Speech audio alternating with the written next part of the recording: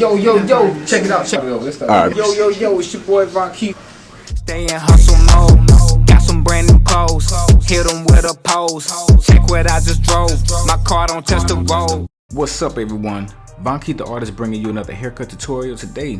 I'm starting off by blow drying the hair because I washed it earlier, so I was combing the hair backwards because I wanted the heat to penetrate the scalp and the hair a lot better, and I also combed it forward.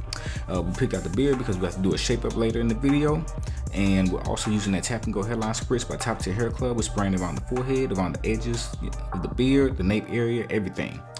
So my client's hair texture is very soft, so I figured going against the grain would give him a better and more precise haircut. I'm using my 4.5 millimeter, aka my 1.5 wall guard. So we have the lever all the way closed. And as you can see, as I'm making my way around his head, he has extra skin on the back of his head.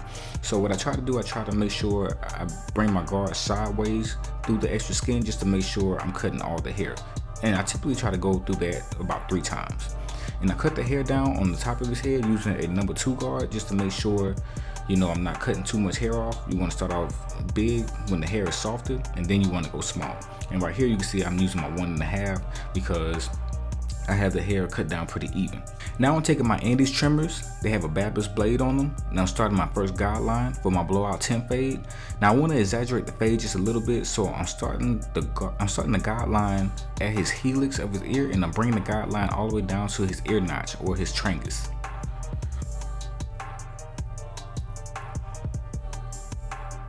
And we're also setting up the nape area. We just balding out the back. I don't try to typically use trimmers on the nape area because my trimmers can be sharp and I don't want anybody to whip up in the back of their neck. So let's start this hairline process. Whenever I'm lining someone up, I always make sure I'm contouring a person's hairline to the shape of their head.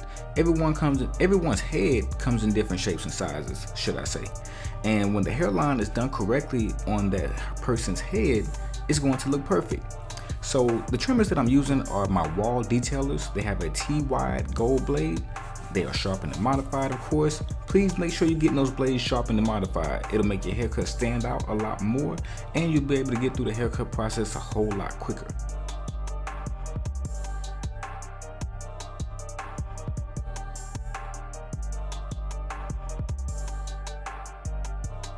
Whenever I have a pair of trimmer blades that I'm really feeling and I can solely rely on, and they're not too sharp, I don't mind starting my beard lines off with my trimmer blades because it makes the process a lot easier, and it also speeds up the process.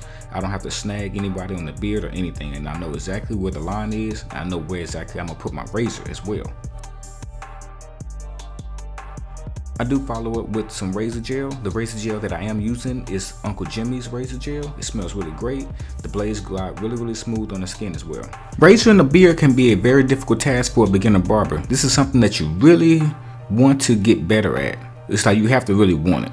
So I advise that you either get a mentor or you keep watching my videos, because I'm gonna keep giving you tutorials on how to make your experience better and easier for when you're lining up beards. The best experience is hands-on experience, and the more you do it, the better you become at it. You put in 10,000 hours, you will master it at that 10,000th hour, I guarantee you. Now, since we cut the hair down against the grain with that 4.5 millimeter guard, aka the 1.5 guard, fading the hair on the nape area, it became an easy process. Now you see that ash line that we have right there? That's from that Tap and Go Hairline Spritz by Top Tier Hair Club, man. And when you have the right trimmer blades like these, when they're sharpened and modified, this is what you create, a crispy ash line. Now we can proceed along with our haircut. All right, so like I mentioned before, we are doing a blowout 10 fade. So we're starting off with our lever all the way open on our Andes Masters. And we're gonna start our first initial guideline. You see my guideline is pretty much curved because that's how I want our fade to come out. And in the mix of me saying all that, please make sure you give this video a like. Please make sure you show some love. If you need to, leave a comment. Let me know how you feel about this haircut. And also, please subscribe to the channel if you haven't already. Now we're just taking our guards. I think I was using my Andes #1 guard at first, and now I'm taking my 0 guard, and we're just continuing this blending process. I'm just debulking the hair. And since his hair is soft, and it's a little straight in a sense, so I'm just scooping because over the past years, after cutting his hair so long, I realized the scooping method is a lot better than just fading straight up and down.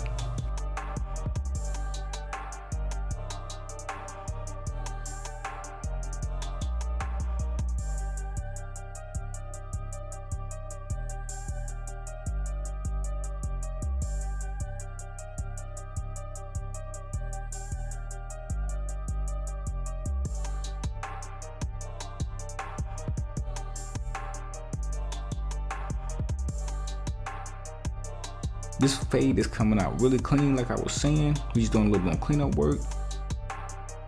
That's what I love about my Andes Masters, man. They have a particular fade that they just produce.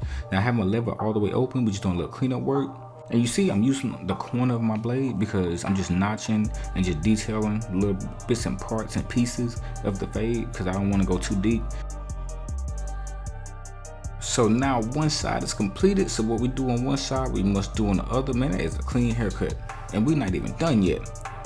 Now I did speed it up a little bit because I already showed y'all what I did on one side. We pretty much did the same thing, and I used the same clippers. Now if I used a different pair of clippers, yeah, I would have showed you the whole process. And also my shoulder blade was kind of in the way, but it wasn't too bad, you know what I'm saying? But I actually like this time lapse that I did because the fade really does come alive so beautifully. The only problem that I had was the fact that I had to fade the beard out a lot more than expected. You see that line right there? Had to come back, clean it up a little bit. Now it looks good. There we go. If you didn't see the line, make sure you rewind it so you could see it. Now we're taking our foam wrap and we're just laying it across the head and put a little bit in my hand just so I can make sure I can spread it even on the sides. This is gonna lay the hair down, especially with his hair being soft the way it is. This is a good way to lay the hair down, also moisturize the scalp. We wanna make sure we wipe the excess off the forehead. Okay, now this is the WAVE pomade. This is what's gonna lay the hair down and make it stick as well. The foam wrap lays the hair down, but this pomade, it just locks it in and makes it hold. Now we're gonna make sure we line up all the excess hair that's hanging over our initial hairline that we first did. So this is the second hairline right here, ladies and gentlemen. Remember, we get 3 hairlines, especially when we're doing enhancements.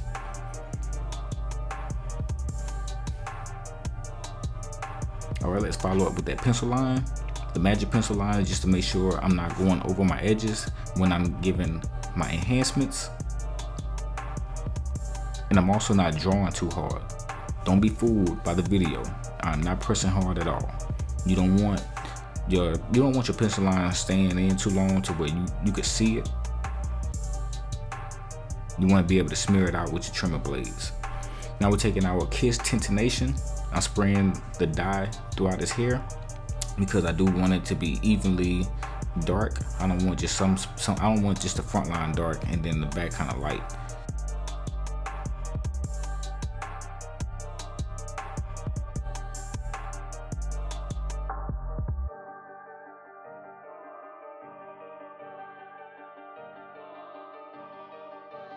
I did put the durag on so we can let the hair color sit in, with the hair dye should I say, and we're also going to put some heat on it. But in the meantime, we have to trim up the beard, and we're going to give the beard another crispy line because initially what the razor gel does, it moisturizes the skin and it helps the blade glide when you're getting all the excess hair. But after you wipe all the razor gel off and the excess hair, then it's going to help the skin dry a lot faster. And then that's why you can initially get these lines. So I don't have to really, I'm not going to use the pencil line on the beard just so I can show you that, hey, these lines come out crispy just as well.